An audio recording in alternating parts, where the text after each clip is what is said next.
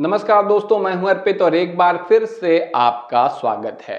मुख्य चुनाव आयुक्त राजीव कुमार के कार्यकाल में भारतीय जनता पार्टी ने पूरे देश में एक के बाद एक चुनाव जीते हैं। वहीं दूसरी तरफ चीफ जस्टिस ऑफ इंडिया की कुर्सी पर जब से संजीव खन्ना बैठे हैं, उन्होंने एक के बाद एक ऐसे डिसीजन लिए हैं कि प्रधानमंत्री नरेंद्र मोदी की रातों की नींद उड़ गई है। इस बीच नई खबर ये आ रही है कि 19 फरवरी को देश को नया चुनाव आयुक्त मिलेगा। निश्चित रूप से प्रधानमंत्री अपने मनपसंद व्यक्ति को ही इस कुर्सी पर बैठाना चाहते हैं, लेकिन सुप्रीम कोर्ट 19 फरवरी को नए चुनाव आयुक्त की नियुक्ति के कानून को चुनौती देने वाली याचिकाओं पर सुनवाई करेगा।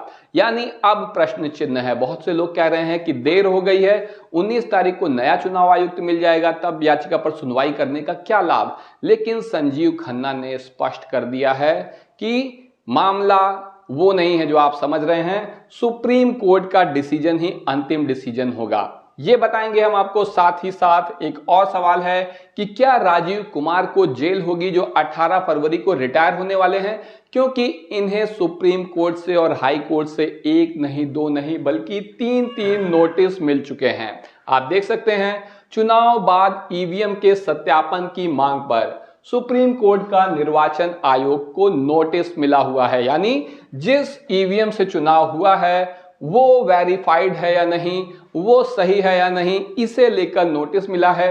राजीव कुमार को जेल हो सकती है। क्यों हो सकती है? क्योंकि 14 दिन में चुनाव आयोग को नोटिस का जवाब देना था, लेकिन अब 1 महीने बीत चुके हैं। 18 फरवरी को मुख्य चुनाव आयुक्त राजीव कुमार रिटायर हो जाएंगे। ऐसे में राजीव कुमार पर अदालत की अवमानना का केस चलाया जाएगा, और ये केस चलेगा तो निश्चित रूप से राजीव कुमार बहुत बुरे फंसने वाले हैं। तो ये था पहला नोटिस। दूसरा नोटिस क्या है?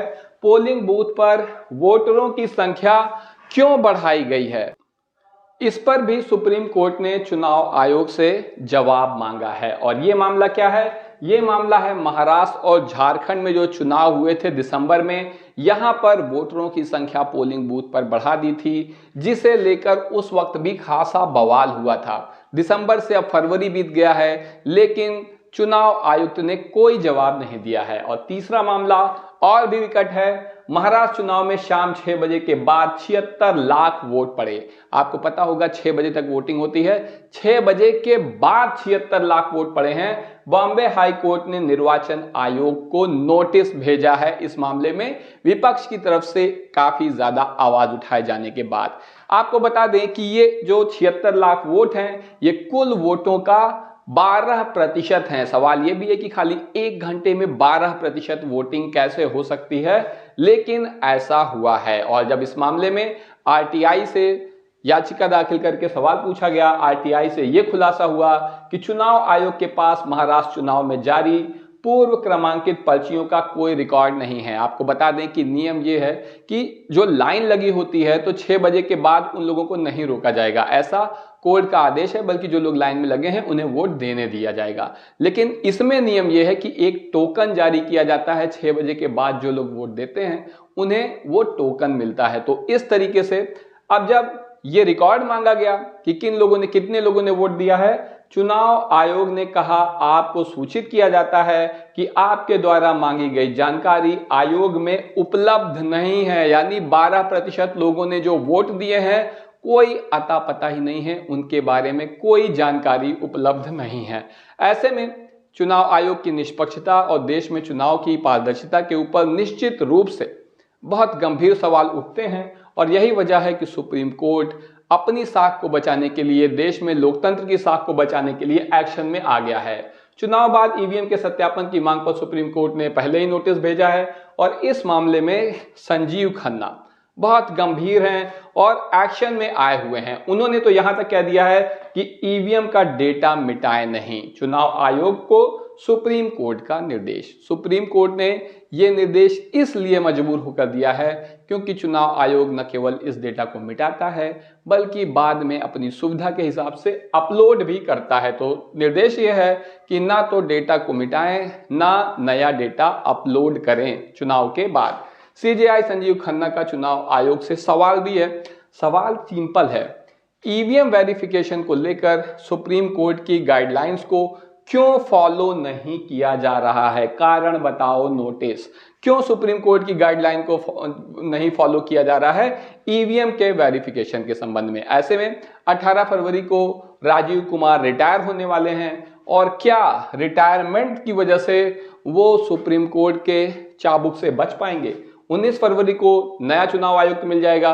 19 फरवरी को ही सुप्रीम कोर्ट को इस मामले में, इस कानून के मामले में सुनवाई करनी है जिसके तहत नए चुनाव आयुक्त की नियुक्ति होगी, क्योंकि केंद्र सरकार ने कुछ बदलाव किए हैं। पहले सुनवाई 12 तारीख को होनी थी, इसीलिए कहा जा रहा है कि अब नया चुनाव आयुक्त बन जाएगा तो क्या फर्क पड़ता है, कोर्ट कुछ भी डिसीजन दे। लेकिन यहां पर कोर्ट ने स्पष्ट कर दिया है, क्या कहा है? यह सुनवाई 2 मार्च 2023 को दिए गए जो है, एक पहले कोर्ट ने डिसीजन दिया था 2 मार्च 2023 को कि ये ऐतिहासिक फैसला था जिसमें कहा गया था कि सीईसी और ईसी यानी इलेक्शन कमिश्नर और चीफ इलेक्शन कमिश्नर 3 सदस्यीय पैनल की तरफ से उसकी नियुक्ति होगी। कौन होंगे 3 सदस्य? पहले प्रधानमंत्री देश के, दूसरे विपक्ष के नेता यानी वर्तमान में राहुल गांधी, और सुप्रीम कोर्ट के चीफ जस्टिस यानी कि संजीव खन्ना। ये तीनों लोग मिलकर डिसाइड करेंगे कि कौन होगा मुख्य चुनाव आयुक्त और कौन होंगे अन्य 2 चुनाव आयुक्त।